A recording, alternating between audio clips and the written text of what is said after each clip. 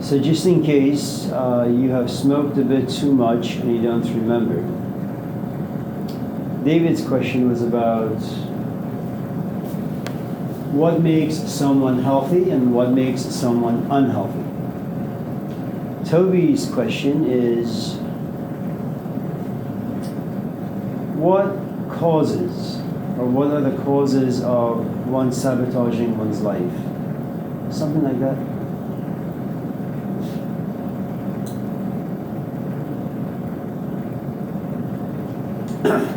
So let's talk about health versus unhealth. Okay, David?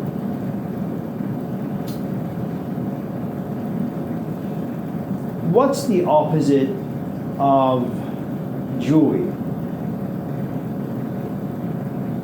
David? Sorry? Feeling nothing? No. The opposite of joy is sorrow or sadness. Feeling nothing is like you're dead. Okay. What's the opposite of up? Down. What's the opposite of light? Dark. What's the opposite of God? Satan. So it seems that things can't exist or things can't be known if their opposite did not exist. In other words, you wouldn't know what health is without getting sick. You wouldn't know what health would be if it wasn't to be for being unhealthy in some shape or form. Okay? And so the question then is, at what point do you come to realize that you are unhealthy? To discover that, let's first talk a little bit about what it means to be healthy. And I'm going to use myself as an example. Is that okay? So last year, I started building this shed in the backyard. It's 10 by 12, and according to the city of Oakland, you don't need a permit for a shed that's 10 by 12. As long as it doesn't have electricity, no permits are required.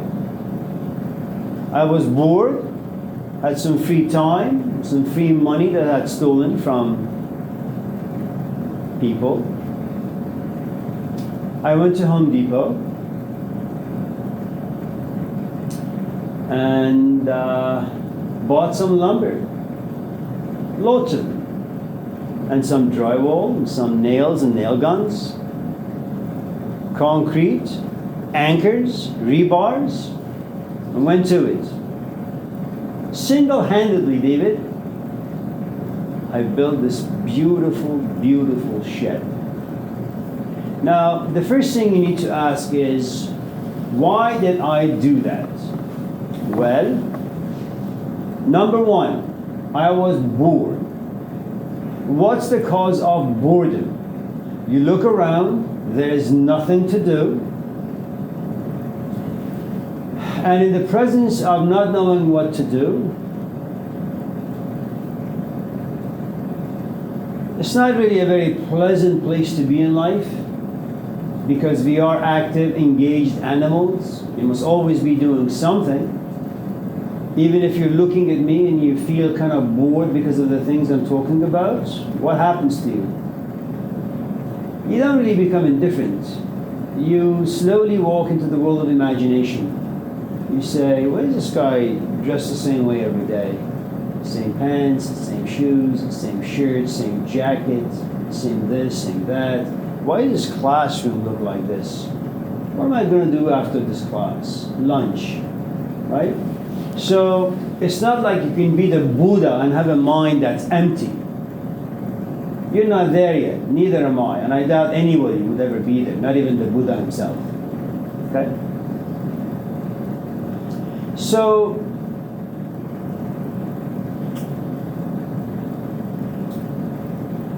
I said to myself, I am bored. What do I need to do? When I build a shed, I've always wanted to build something. Do I have money? Yeah, I got money. Do I have time? I mean, these are questions you need to ask, right? Because if you say that I am bored, I can go for a walk, you don't need to really reflect too much about it. Am I going to go uphill, downhill, flatland? Am I going to go 5 minutes, 10 minutes? They're simple questions. They don't require very many resources. But to build a shed, single-handedly, that's a different story. Okay.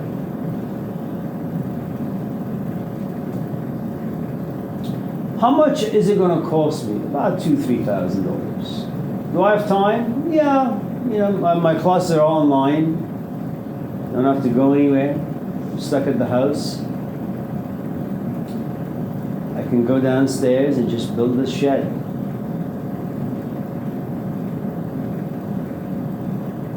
How am I going to carry all this lumber back home? I have a little minivan.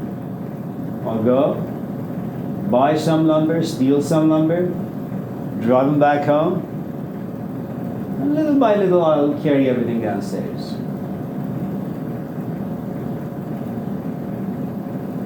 Is my body going to get in the way? Am I frail? No. Am I strong? Yeah, man. My knees are good, shoulders are good, elbows are good. Everything about my body is good. Do I have nail guns? Absolutely. Do I have nails? Definitely. Do I have a compressor? Yeah.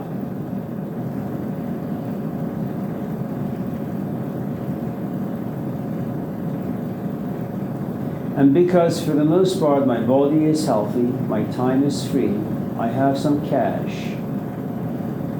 This is called health. Nothing's going to stand in my way. I don't have a trauma in the past where a building fell on my head. I'm just going to walk into this engagement freely without any fear. I get all the stuff. And I put this thing together. It's beautiful, man. I tiled it, put a couple of rugs in there, some cushions, a tiny little table or desk, just in case once in a while I want to go down there and do work.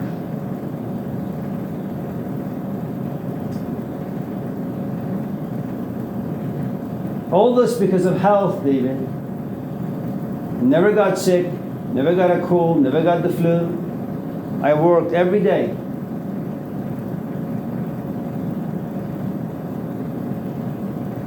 And never regretted it. It was a fun engagement. Loved it.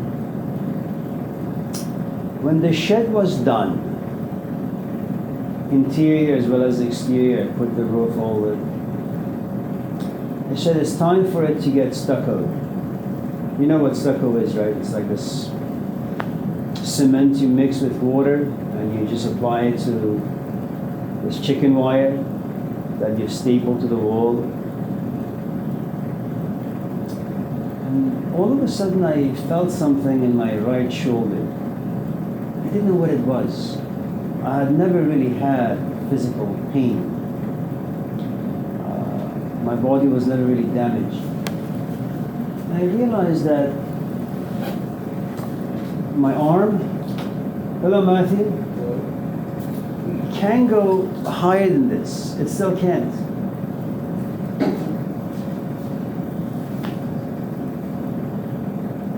And then my wife comes and says, you know why you messed up your shoulder? I say, no, why? It's the shed. You did all this work.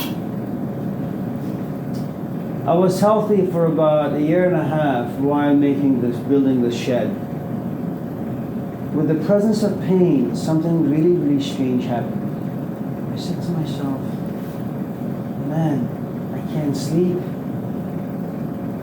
I can't even scratch my back. I can't shower comfortably. I can't do anything comfortably. And every night I toss and turn at least 200 times. And the shed that had given me so much pleasure, even thinking about it, all of a sudden became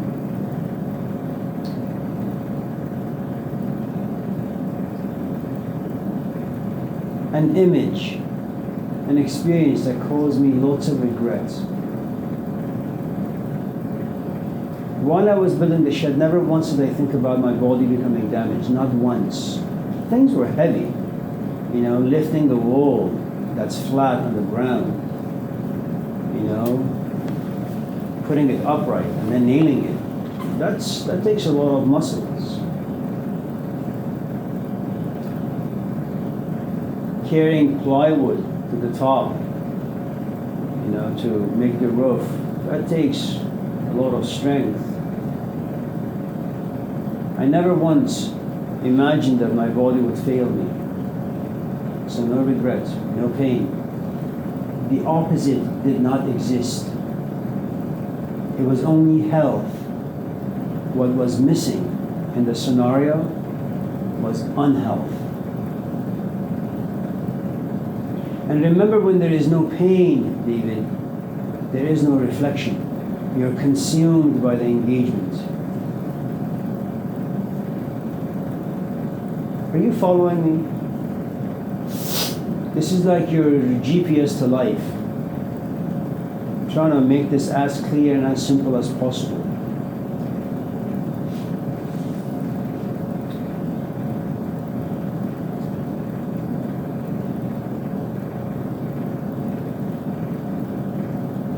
And then I thought that my body is strong enough to heal itself. Days go by and it gets worse. Finally, I said, maybe I should call Kaiser and go see a doctor. And I did. He says, X-ray. I did the X-ray, nothing was showing. He said, you need to do the MRI. I did the MRI a few days ago. My rotator cuff is all messed up. I also have degenerative tissue. All the liquid, this gel that kind of protects these two bones from rubbing each other, that's completely gone. Now I have two scenarios before me. I will either have to do injection, that kind of just numbs it but doesn't heal it, or do surgery.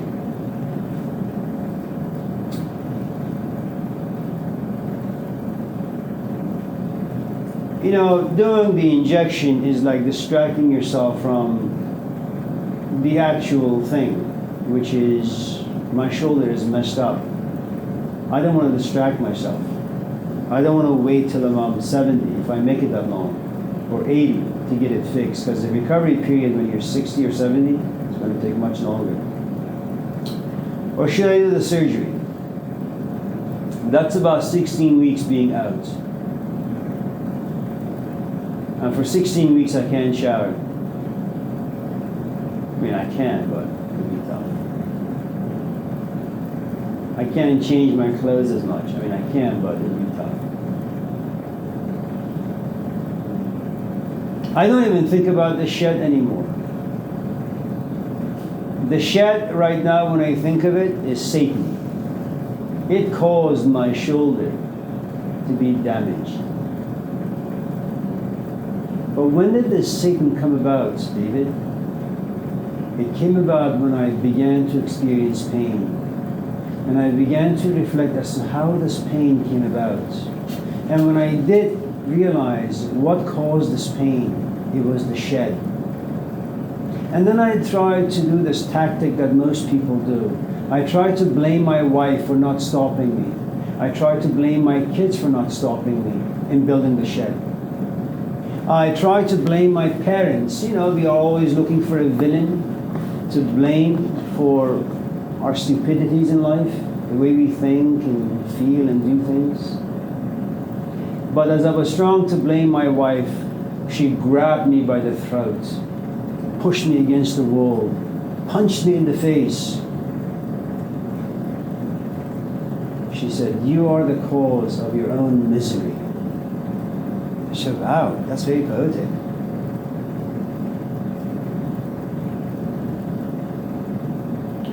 And I realized I have entered the world of being unhealthy.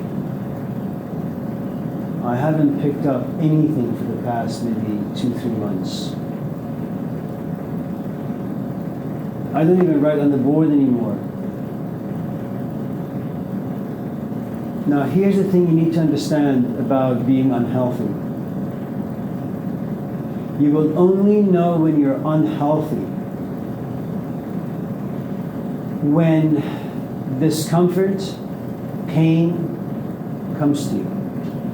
And when discomfort and pain come to visit you, something about you will wake up. It's called reflection. You want to know what the hell is going on. And then you want to put your life back in order. And depending what the pain is, how deep it is, then you go on this journey to cure, to get rid of the pain.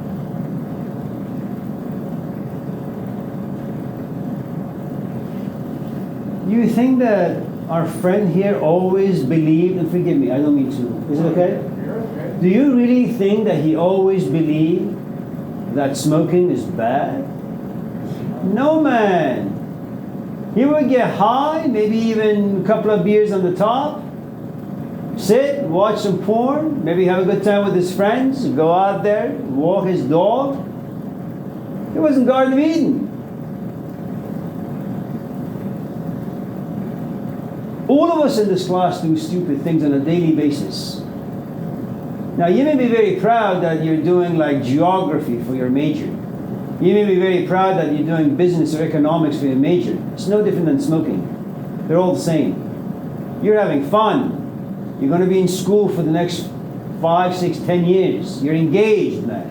You're engaged very much like the way I was engaged in building the shed. You will never think twice. I mean, sure, you'll have hiccups here and there, but you will never think twice.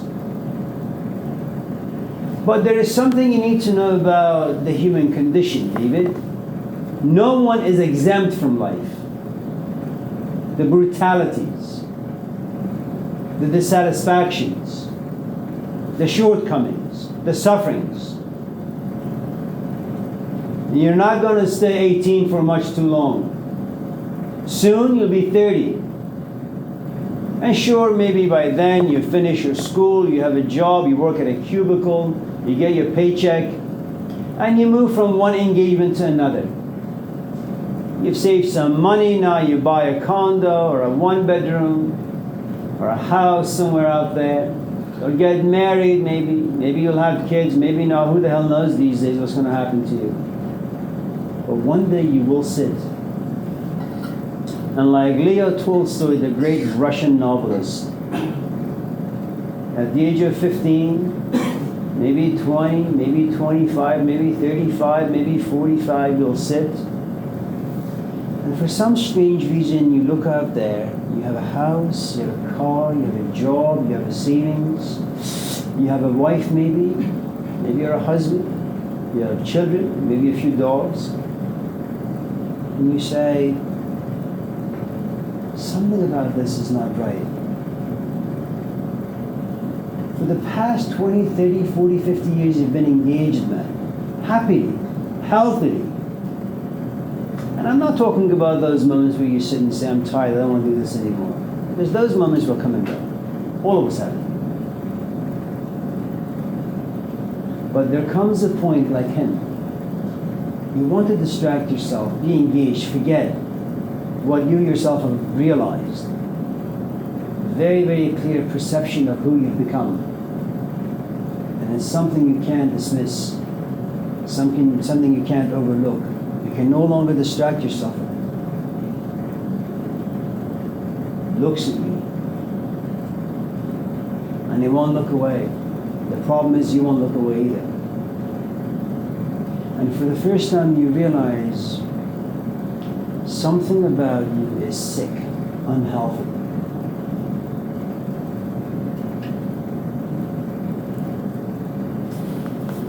What you need to understand about this scenario right now, you will never know how unhealthy you are, how stupid you have behaved, how childish you have felt about things, and how infantile your thinkings have really been without the passage of time. You will never know. It is only through time that your sickness will reveal itself to you. I don't know when this young man started. Let's just say 12. Okay? And he was having fun, man. Despite his elders telling me this is the wrong path. No, when you're engaged in having fun, pleasure, freedom, being consumed by the engagement, being blinded by the engagement, you're not going to think twice. You understand things way better than your mom and dad and grandparents. Everybody is a jerk, everybody's a nerd. Only you at the age of 15 know what life is all about. People will tell you, don't watch porn. Oh no, mom, this is called sexual education. Oh, okay. Don't go out with that guy. Oh no, I'm just experimenting. Oh, okay. Don't drop out of school. Oh no, mom, I want to go out there and experience life. Fine.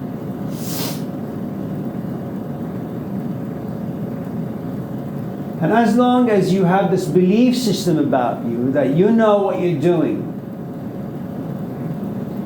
and the engagement is giving you enough pleasure, where your reflection has been put to pause, self-examination,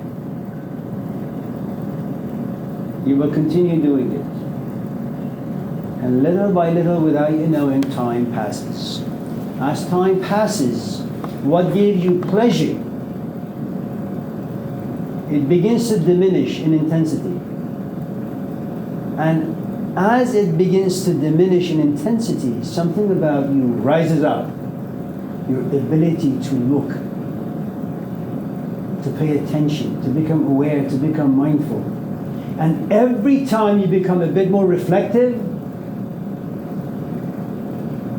there's a slightly bit more of a crack in the thing you thought is benefiting, whether it's smoking or going to school or having a job or being in a relationship. With every ounce of reflection, David, unhealthiness about you comes about. You begin to be more uncomfortable being engaged. You don't need a Jesus Christ to make you feel bad. You're doing it on your own. Conflicts begin to arise. Should I or should I not?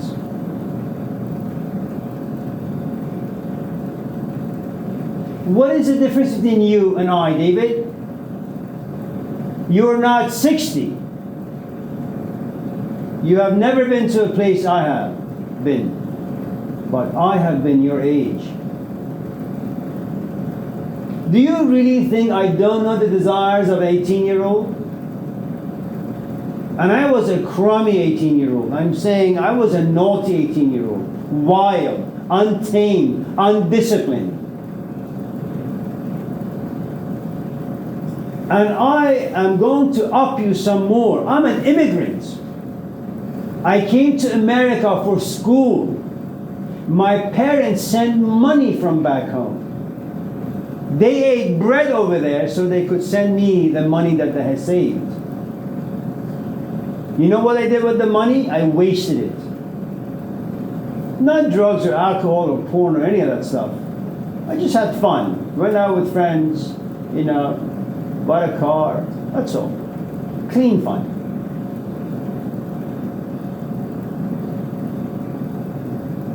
I dropped out of high school. I wanted to be a tennis pro.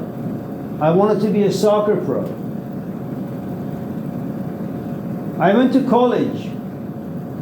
This is 1982, David.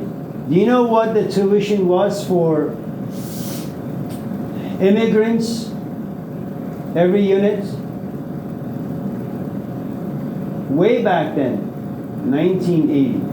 To take 12 units, it would cost you about $4,000, $5,000. In the 1980s, 5,000 is like 500,000. You know what I did? I would sign up for these classes for one reason. So my status as an immigrant would remain legal. And you needed 12 units. I wasn't ready for school. I didn't care for school. So you know what I did? I dropped out. Not only did I drop out of college, I also wasted about $5,000, $6,000.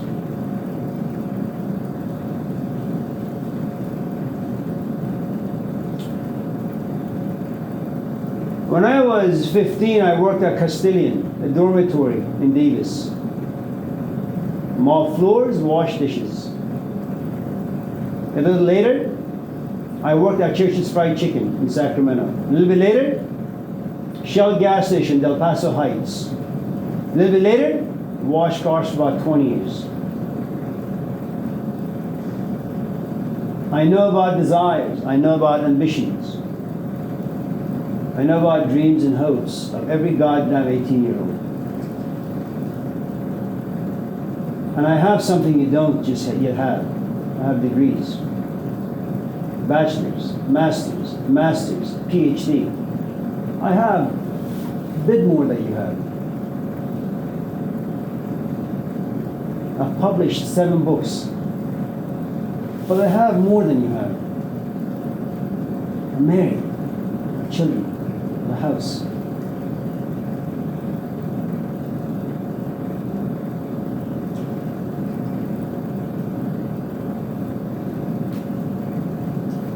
My advantage over you is about 45 years.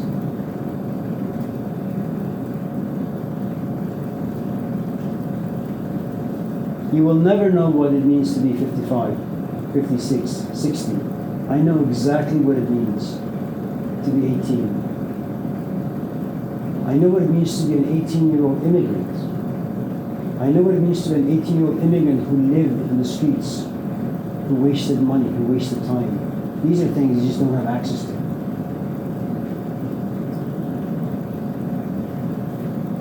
And I can speak in this way because I have the benefit of looking back and asking myself, why did you drop out of school? Why did you want to be a tennis pro?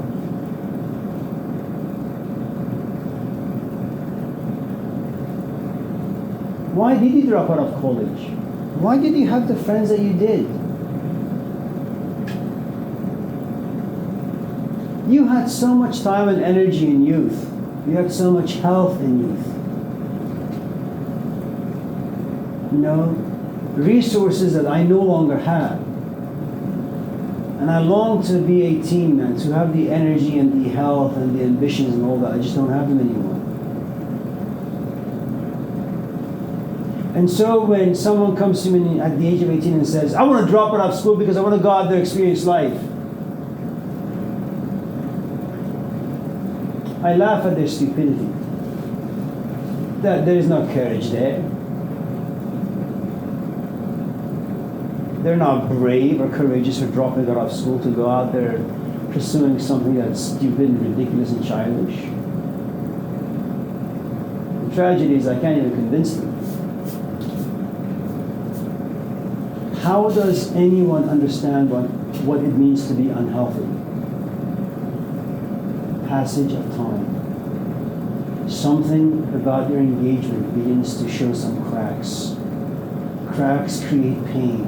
Pain creates reflection. Reflection creates examination. Examination creates doubt, fear, conflict. Now you begin to look for solution.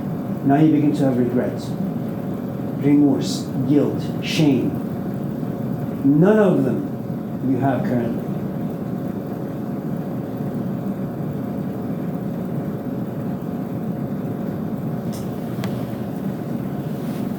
And the truth is, David, the answer to your question lies in the story we talked about in this class some weeks ago, the prodigal son. A young man goes to the father and says, what? Give me your money. It's because he's healthy. And in health there is this mirageous illusion that allows you to imagine that you know what to do with the wealth. What does he do with the money? Wastes it. And it's not just money you waste. You have to carry your sorry ass to where you need to go to buy things with money. The only way you can waste money is also to waste time. To drive to Costco also requires physical energy. To have desires require emotional energy. So to waste money, to spend money, you need to have all these other resources as well. He does. He wastes all of it. What happens to him? Really? I wasted $50,000 buying cows and horses and women and men, doing this, doing that. Now what do I have? Nothing. Well, why the hell couldn't he think about all of this at the very beginning? Because no healthy human being, I'm not talking about emotionally healthy, I'm not talking about intellectually healthy, just a commoner like us. We don't think, we just live life instinctually, passionately. You just go on about your business, you have some money, so you just go to In-N-Out and order a double-double. And you have double-double with like extra cheese, extra this, extra that for the next 10 years. Then all of a sudden you're just not feeling well. The doctor says your cholesterol is high. At any time, stroke is coming your way. And then he asks, what do you eat usually? Double-double, breakfast, lunch, and dinner. You need to change your eating habits. And then you say, really, God damn it, I'm only 35. I could have had some salad once in a while. Hello, Bridget. Gone jogging once in a while. Do you know why he wants to quit? At a certain point in his life, he began to realize he is unhealthy. Not that because he didn't have money. He found himself in a world of conflict, reflection. He began to examine his self-image. Maybe how his mom was beginning to see him. Maybe about how he himself was beginning to see him. Pain came upon him.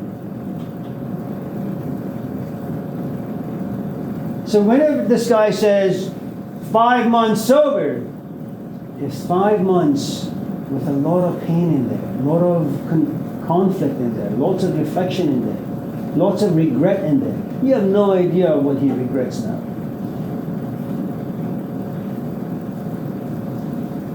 And you may want to ask, well, why didn't he do this at the very beginning? Because he can't. It's impossible. No young person is able to reflect properly. It's impossible.